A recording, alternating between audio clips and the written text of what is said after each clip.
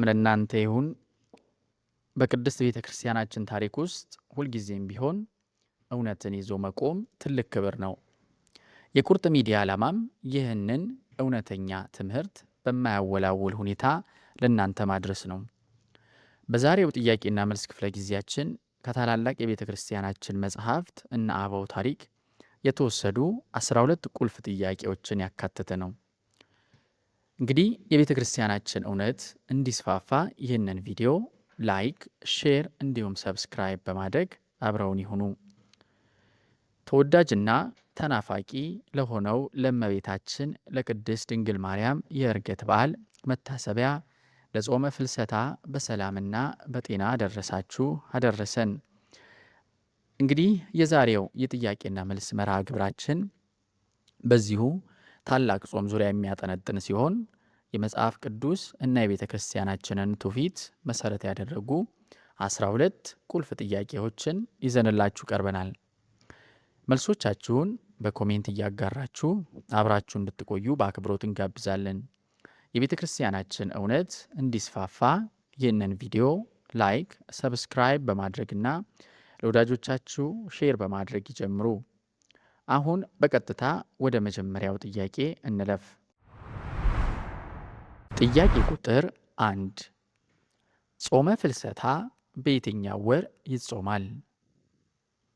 ሀ ነሐሴ፣ ለ ሐምሌ፣ ሐመሩሃ መስከረም፣ መ ጥር። ሰላም ለፍልሰተ ስጋ። ትክክለኛ መልስ ሀ ነሐሴ። እንግዲህ ጾመ ፍልሰታ ከነሐሴ 1 እስከ ነሐሴ 16 ቀን ድረስ ለ16 ቀናት ይጾማል። ጥያቄ ቁጥር 2 ፍልሰታ የሚለው ቃል የምን ቃል ነው? ሀ ግሪክ፣ ለ ግዕዝ፣ ሐመሩሃ ዕብራይስጥ፣ መ ላቲን። ሰላም ለፍልሰተ ስጋ። ትክክለኛ መልስ ለ ግዕዝ። ፍልሰታ የሚለው ቃል ፈለሰ ከሚለው የግዕዝ ግስ የተገኘ ሲሆን ትርጉሙም ከአንድ ቦታ ወደ ሌላ ቦታ መሄድ፣ መፍለስ ወይንም መሸጋገር ማለት ነው። ጥያቄ ቁጥር 3 የእመቤታችንን ስጋዋ ያረፈበትን ቃሬዛ ለመንካት የሞከረና እጆቹ የተቆረጡት አይሁዳዊ ማን ይባላል? ሀ ማቴዎስ፣ ለ ይሁዳ፣ ሐመሩሃ ታውፋንያ፣ መ ዮሐንስ። ሰላም ለፍልሰተ ስጋ።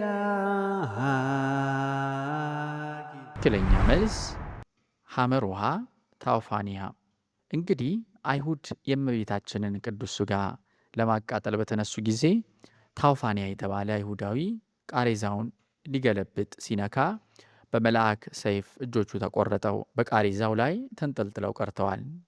በኋላም በእመቤታችን ምልጃና ጸሎት ተመልሰውለታል። ጥያቄ ቁጥር 4 እመቤታችን ስታርግ ያየ ሐዋርያ ማን ነው? ሀ ዮሐንስ፣ ለ ቶማስ፣ ሐመሩሃ ፊልጶስ፣ መ መጻጉዕ። ሰላም ለፍልሰተ ስጋ። ትክክለኛ መልስ ቶማስ።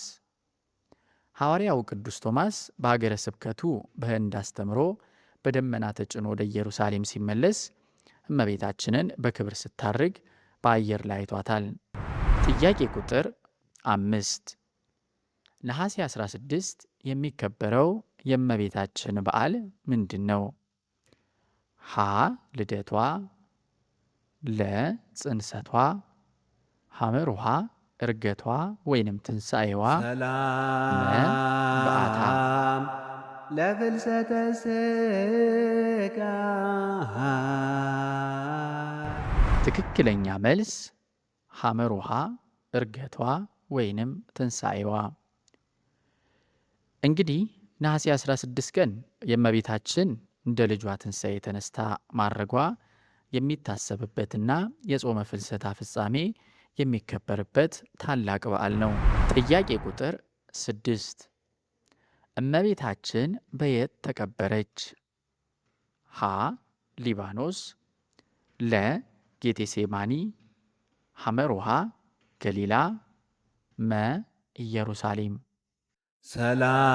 ሰላም ለፍልሰተ ሥጋ። ትክክለኛ መልስ ለጌቴሴማኒ።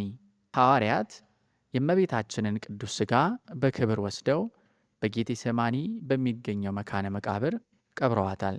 ጥያቄ ቁጥር 7 እመቤታችን ለቶማስ ለምስክርነት የሰጠችው ምልክት ምንድን ነው? ሀ መስቀል፣ ለ ወርቅ፣ ሐመሮሃ ሰበን፣ መ መጽሐፍ። ሰላም ለፍልሰተ ሥጋ። ትክክለኛ መልስ ሐመሮሃ ሰበን። እንግዲህ ቅዱስ ቶማስ በደመና ተጭኖ ሲሄድ ያየው ትንሣኤና ዕርገት ለሌሎች ሐዋርያት እንዲመሰክር እመቤታችንን የተገነዘችበትን ሰበን ወይንም መግነዝ ሰጥተዋለች። ጥያቄ ቁጥር 8 የእመቤታችን ጽንሰት መቼ ነው? ሀ ነሐሴ 1፣ ለ ነሐሴ 7፣ ሐመሮሃ ታኅሳስ 7፣ መ ሐምሌ 9። ሰላም ለፍልሰተ ሥጋ። ትክክለኛ መልስ ነሐሴ 7። እንግዲህ ነሐሴ 7 ቀን እመቤታችን ከእናቷ ከቅድስት ሐና እና ከአባቷ ከጻድቁ ኢያቄም የተጸነሰችበት ዕለት ሆኖ በቤተ ክርስቲያናችን በታላቅ ድምቀት ይከበራል። ጥያቄ ቁጥር 9 እመቤታችን በስንት ዓመቷ አረፈች? ሀ 64፣ ለ 53፣ ሐመሮሃ 39፣ መ 46። ሰላም ለፍልሰተ ሥጋ። ትክክለኛ መልስ ሀ 64። እመቤታችን በዚች ምድር ላይ የኖረችው 64 ዓመት ነው። 3 ዓመት በወላጆቿ ቤት፣ 12 ዓመት በቤተ መቅደስ፣ 33 ዓመት ከጌታችን ጋር እንዲሁም 15 ዓመት በቅዱስ ዮሐንስ ቤት ኖራለች።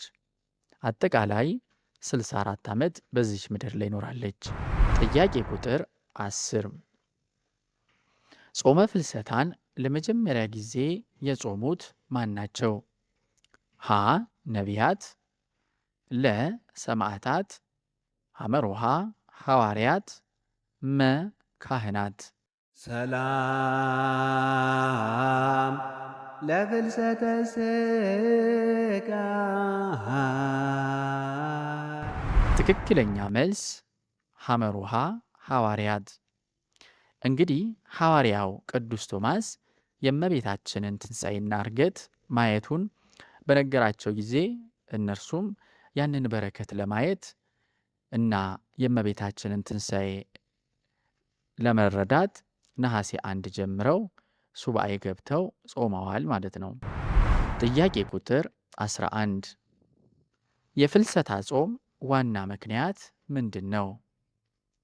ሀ የዕረፍቷ፣ ለ የዕርገቷና ትንሣኤዋ፣ ሐመሮሃ የልደቷ፣ መ የጽንሰቷ። ሰላም ለፍልሰተ ሥጋ። ትክክለኛ መልስ የዕርገቷና ትንሣኤዋ። ሐዋርያት የእመቤታችንን ትንሣኤና ዕርገት ለማየት የጾሙት ጾም በመሆኑ ምዕመናን ያንን በረከት ረድኤት ለማግኘት ይጾሙታል። ጥያቄ ቁጥር 12 ጾመ ፍልሰታ የምን ጾም ነው?